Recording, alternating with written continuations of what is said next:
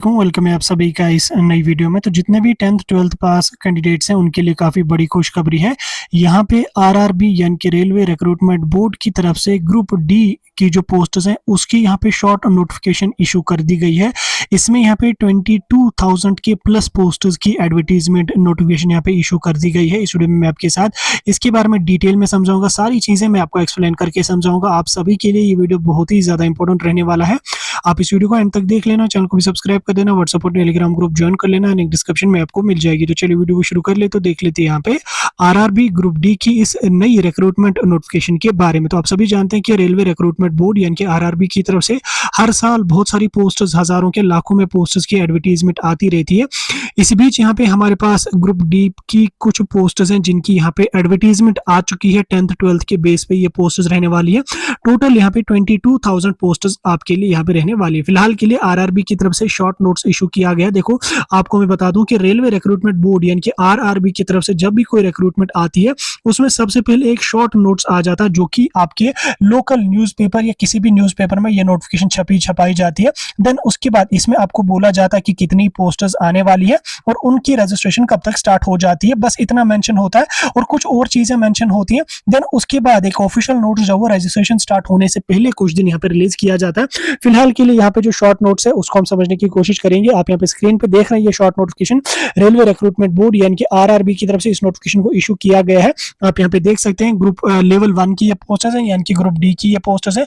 आप नीचे आके यहाँ पे देख सकते हैं applications are invited from the eligible candidate for the various posters of level 1 यानी कि group D given in the below table. The last date for submission of application forms is 20 of Feb 2026. Applications complete in all respect must be submitted through the online portal. Only यहाँ पे website भी इन्होंने दी है। तो इसमें सबसे पहले हम बात करेंगे यहाँ पे रजिस्ट्रेशन की, कि रजिस्ट्रेशन कब से स्टार्ट हो जाएगी। रजिस्ट्रेशन की अगर हम बात करें तो ऑनलाइन जो रजिस्ट्रेशन आपकी है वो यहाँ पे 21 ऑफ जनवरी से स्टार्ट यहाँ पे हो जाएगी, यानी कि 21 जनवरी को आपका रजिस्ट्रेशन का पोर्टल ओपन हो जाएगा। 21 जनवरी से आप अपना ऑनलाइन फॉर्म सबमिट कर सकते हैं। लास्ट डेट की अगर मैं बात करूं तो लास्ट डेट आपकी यहाँ पे 20 फेब यहाँ पे रहने वाली है, यानी कि 21 ऑफ जनवरी से लेके 20 ऑफ फेब तक आप यहाँ पे फॉर्म अपना भर सकते हैं। यानी कि कुल मिला के आपको 1 मंथ का टाइम यहाँ पे मोटा दिया गया है अपना ऑनलाइन फॉर्म सबमिट करने के लिए। हालांकि ये डेट शायद एक्सटेंड भी हो जाएगी 4-5 दिन के लिए, लेकिन फिलहाल के लिए आप मान लो कि 1 मंथ का टाइम आपको दिया गया है अपना ऑनलाइन फॉर्म आरआरबी का यहाँ पे भरने के लिए। फॉर्म कहाँ पे भरना है?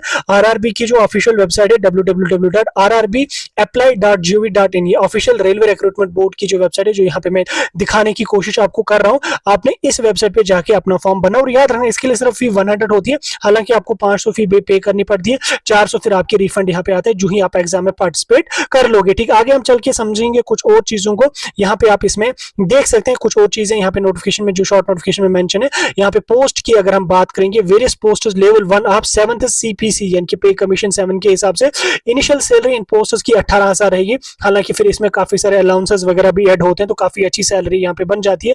एजुकेशनल क्वालिफिकेशन बाकी चीजें यहाँ पे इन्होंने एज पर डिटेल्ड CEN जो आपकी अलग से एक नोटिफिकेशन आ जाएगी जिसमें ये चीजें मेंशन होंगी।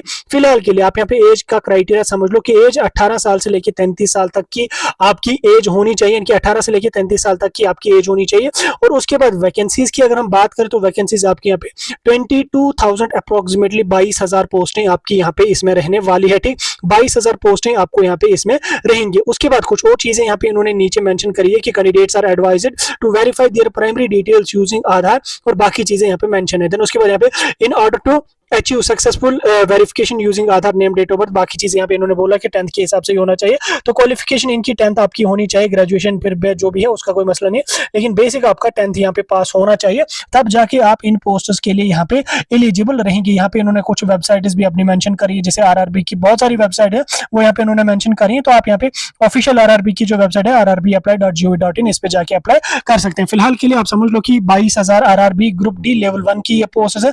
10-12 इसकी मिनिमम क्वालिफिकेशन होनी चाहिए, मैक्सिमम जो भी है आप इसमें भर सकते हैं, कोई इशू इसमें नहीं है। फिलहाल के लिए 21 जनवरी से आपके ऑनलाइन फॉर्म लगना स्टार्ट हो जाएंगे। फॉर्म की फी मे बी 400 500 तक अगर होगी तो 400 आपकी रिफंड किए जाते हैं। आफ्टर दैट आपका जो है वो सिर्फ 100 रुपीज आपकी फॉर्म की फी यहाँ पे रहती है। ठीक, ये चीजें मैंने आपको सारी एक्सप्लेन करके समझा दी। अभी भी अगर आपका कोई डाउट इस चीज के रिगार्डिंग है आप मुझे कमेंट्स में पूछ सकते हैं।